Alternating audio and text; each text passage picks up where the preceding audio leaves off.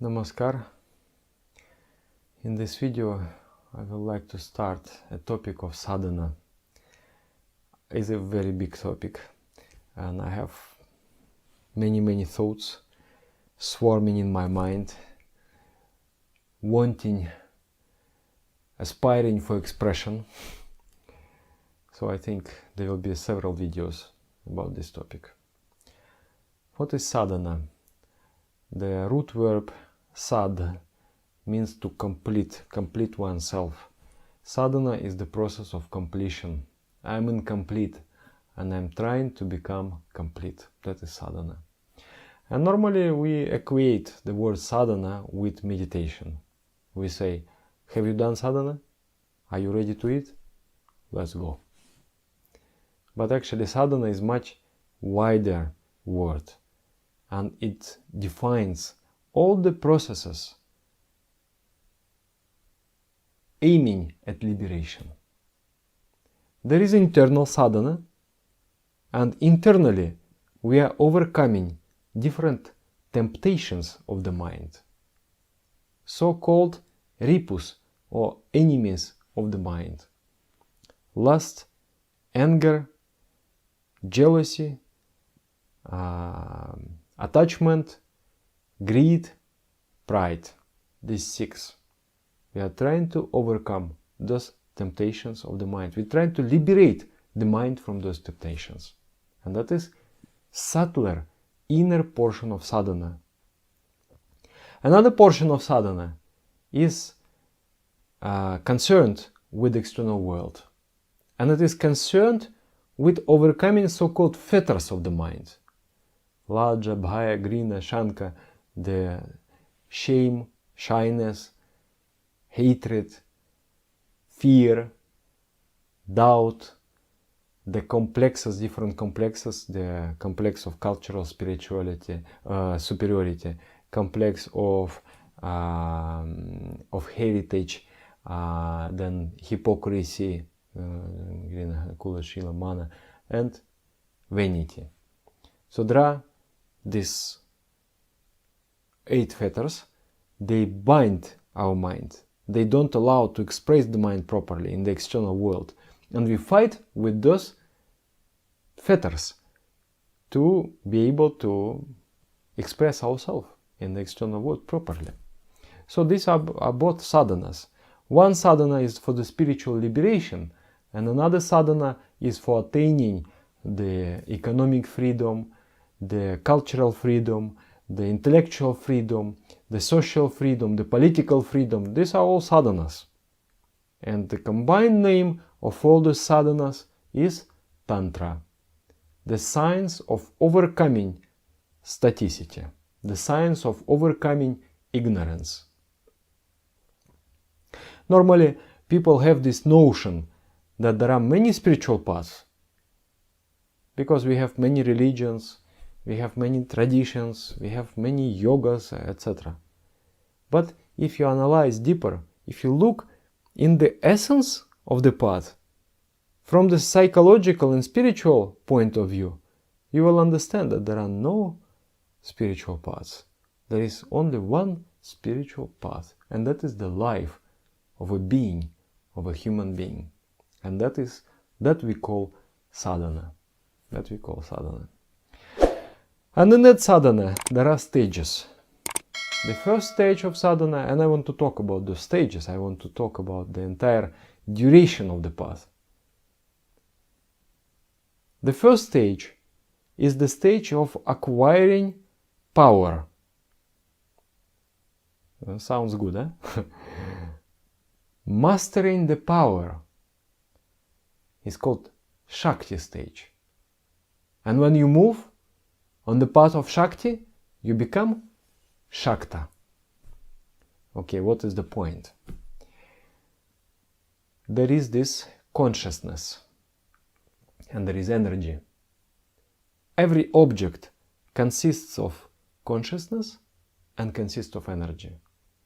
In theory, they are 2, but in practice they are 1. Just like fire and its burning capacity. theoretically maybe you can distinguish, but in reality it's the one thing. So consciousness is also the same thing. For example, take an example of a stone. If you look deeper into the stone, you will find out that there are atoms, molecules. If you go deeper into the atom, you will find what? You will find electrons, you will find the nucleus. If you go deeper into that nucleus, you will find what? Eventually, you will find that there is nothing. There is emptiness and waves. So there are waves in the emptiness. That emptiness, it would be more properly called consciousness. It is not actually the emptiness. It is not actually the void. It is the consciousness. So in that consciousness there is vibration. So consciousness is being vibrated, and energy is something which is vibrating. То есть consciousness is being vibrated, that is, consciousness is being vibrated, and energy, that which is causing that vibration. So that is the relation between consciousness and energy. Shiva and Shakti. Shiva, Shakti, Atmakam, Brahma. Absolute is the combination, Supreme Consciousness is the combination of two, consciousness and energy. So every object, my body, this carpet, this air I breathe, is the combination of these two factors. One is consciousness, one is that which is vibrated, and another one that which is vibrating, the energy. The crudeness and subtleness of the object is defined by the relationship between these. In the stone, energy is strongly, the vibration is strongly manifested, and the consciousness is almost nil. The stone does not understand, oh, I'm a stone, I'm lying here a very long time. There is no such understanding there. But in me, as a human being, the consciousness is expressed more. The vibration is less. The peacefulness is more. And the control of the consciousness of energy is more. There is interesting relationship. In one hand, the consciousness controls the energy. I order myself this hand. Contract. The hand does. So consciousness is giving an order. But this order is carried on through energy. So energy is obedient to consciousness. But in this consciousness, how this desire came to do like this? Because the energy is vibrating the consciousness, creating this impulse for the action. So there is a very interesting, constant unity and struggle between these two factors, between energy and consciousness. And the path of evolution is that such a process, such actions, which makes the vibrations of the mind subtler, reducing the domination of nature, reducing the domination of energy within the consciousness. And retardation, degeneration, is such actions, such processes, which increase the domination of energy and bind the consciousness and the mind. And when the mind becomes cruder, the consciousness becomes cruder. So the first stage of sadhana is Shakti, Shakta. I am trying to get rid of the domination of the nature. The nature is dominating. If I am an animals, they have very simple life. They are in paradise because they don't have to struggle. Each expression is guided by the force of nature. There is no conscious decisions. They are just following their instincts. Human beings at the initial stage is also living like an animal, simply following an urge, following an instinct. What is comfort? Comfort is the environment where my desires are easily expressed. And then what is sadhana? Sadhana is not a comfort, because sadhana means choosing between different desires, different actions. Sadhana, initial stage of sadhana, where you receive the system of do's and don'ts. Do, take bath, do sadhana, do meditation, do asanas, physical exercises, follow certain diets. All those actions will elevate your mind, will make the vibrations in the mind subtler. In this way, they will increase your power. They will increase the freedom of the conscience from the energy. Don't do this. Don't steal. Don't lie. Don't hurt others. Don't harm others. Because those actions will make the vibration of your mind more restless, more crude, and you will slowly lose your control over energy, and you will come completely under domination and the control of the energy.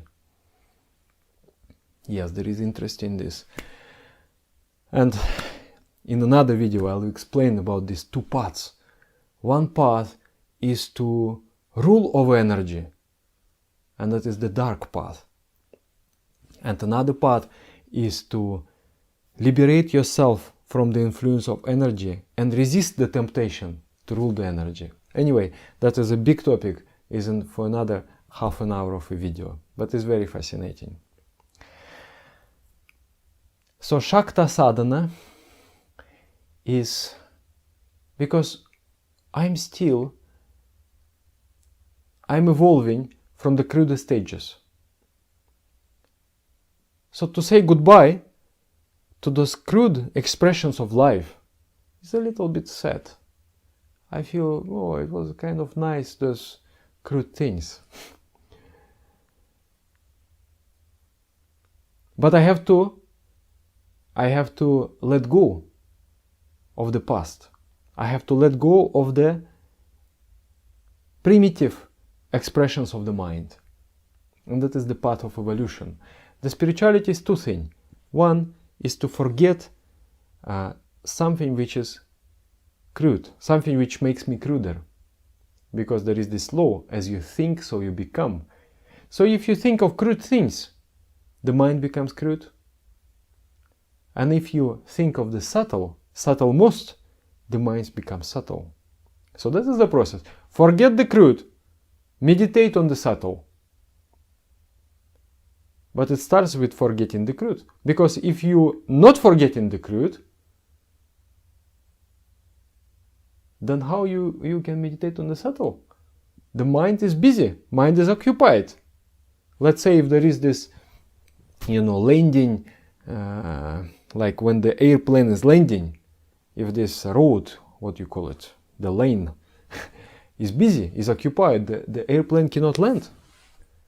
So if your mind is preoccupied with money, with this, with that, of the products, the processes of the world, how can mind direct itself to the Supreme? That's why the first stage of sadhana is overcoming the bondages of the world. And it is mostly done through pratyahara yoga. Pratyahara yoga. This is one Sanskrit term. Pratyahara means to withdraw the mind from the pabula, or from the food of the mind, from the objects of the mind. In meditation, especially in the personal lessons of meditation, this process is very elaborately taught.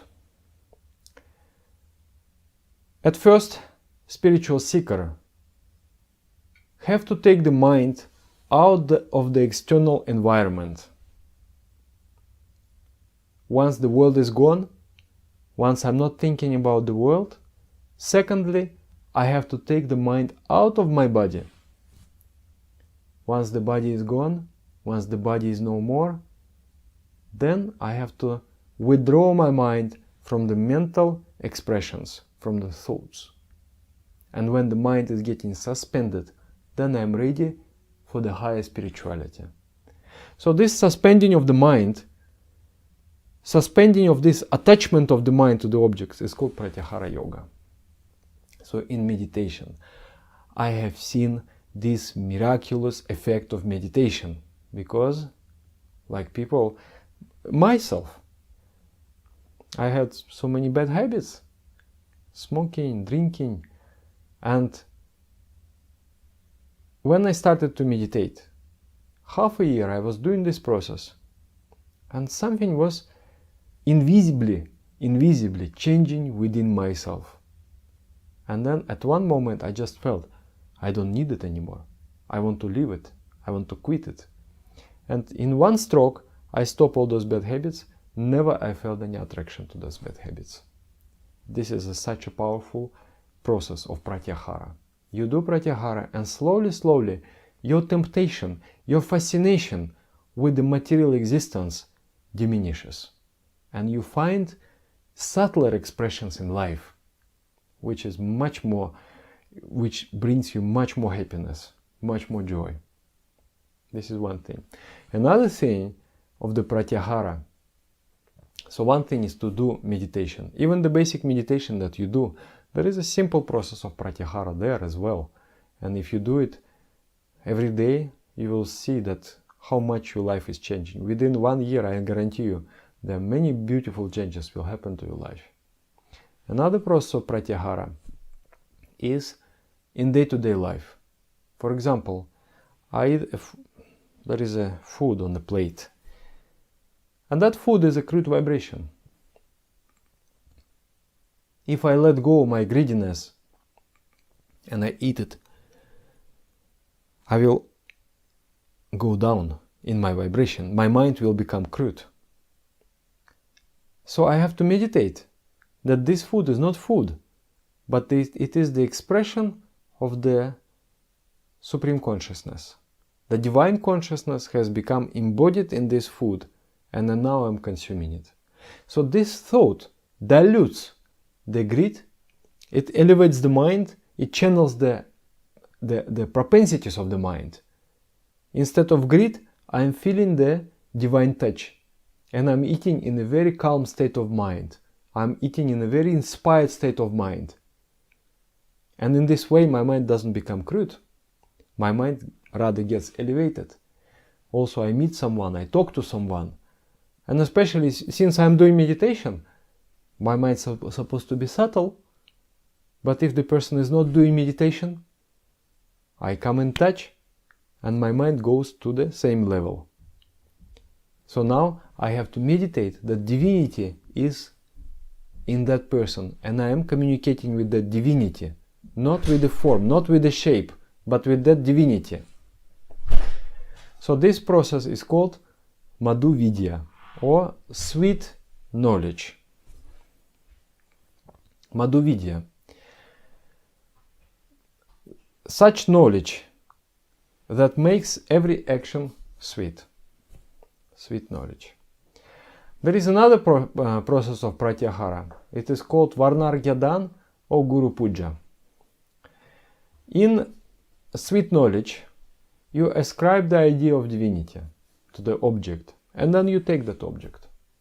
You ascribe the idea of divinity to your food, and then you eat. But in Guru Puja, the attempt is made to let go of the object and don't take it. You offer that object at the feet of the Supreme Consciousness, poetically speaking. You offer it to the Supreme Conscience and leave it there. Don't have a climb over the object again. I let it go. And that is a big portion of sadhana. So many things are detrimental to our life. We have different desires. And if we would, there is this joke, that the best way for God to punish us is to allow for all our desires to be fulfilled. If God allows us to fulfill what is inside our mind, then it is the biggest punishment, because those desires will throw us into deepest crudeness. That is why some desires I have to renounce. I have to renounce some of the desires. But how to renounce? For example, this smoking habit, drinking habit. How to renounce? One way is to do meditation. If your mind is high, you just don't feel. You don't feel attraction to the crude things. Another one is called Guru Puja or Varnargyadan. It is a conscious effort to renounce the object.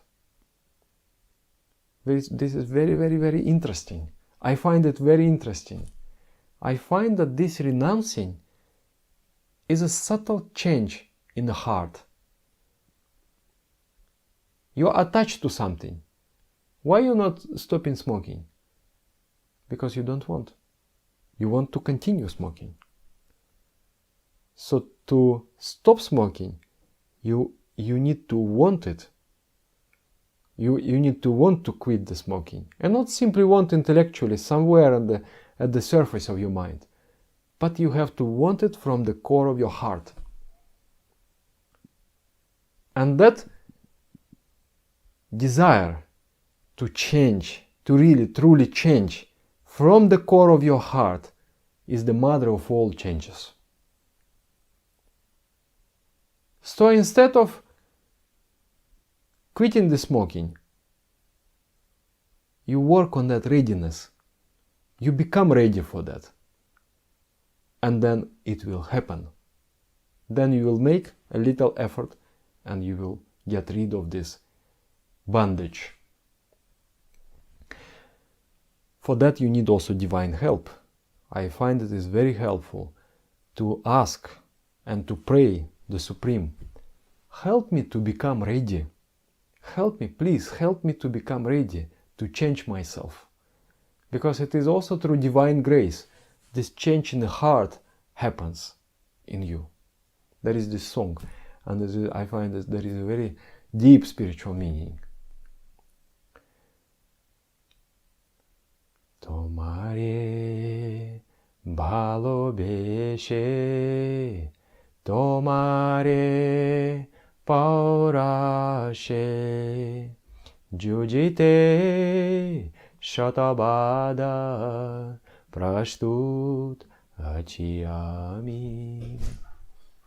Tomare bhalobeshe, tomare paurashe. In loving you, in trying to attain you, in trying to achieve you, I am ready for hundreds of obstacles. So this song, sing 100 times. And try to imagine, I am really on the path of spirituality. I am attaining this absolute entity. And I am not only on that path, but I am also ready to change myself. I know that to attain that, I have to change. I have to become something different. And that change is the painful one sometimes. Because you having a sparrow in your hand, some habits, some little things that gives happiness to you. So you have to let it go. You have to let it go and then catch a big bird in the sky. But this letting go of the sparrow is a little sad thing. I love this sparrow. Why cannot I have this one and that one together? But life is such. Your mind is only one. Either it is crude or it is subtle. It cannot be both at the same time. It cannot be crude and subtle. It is either subtle or crude. So first you let go of the crudeness, then catch the subtleness, and that is Pratyahara Yoga. Liberating yourself from the bondages of crudeness. Yeah, so 3 processes are there. One is you meditate, you perform a very specific technique where you liberate your mind from the external world, liberate the mind from the body, liberate the mind from the thoughts. It is one. Another one, in day-to-day life, you impose the idea of divinity on the object with which you deal. This may sound very complicated, but actually, once you learn the personal lessons of meditation, it all becomes very clear. And another one is letting go. Is the process of Varnar Gyadan, is the process of Guru Puja. I will make a video explaining, elaborating this process.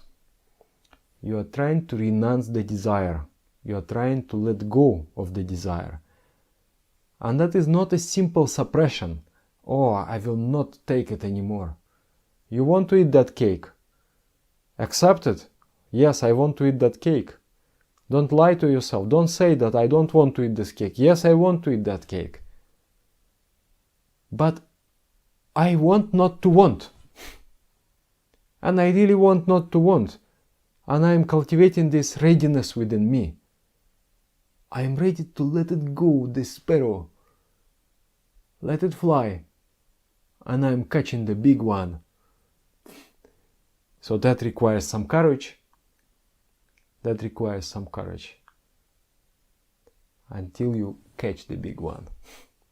And then you will be so happy that you let go of this small thing. So this Shakta Sadhana is the part of spiritual path where you liberate yourself from the influence of energy. Energy is trying to tempt you.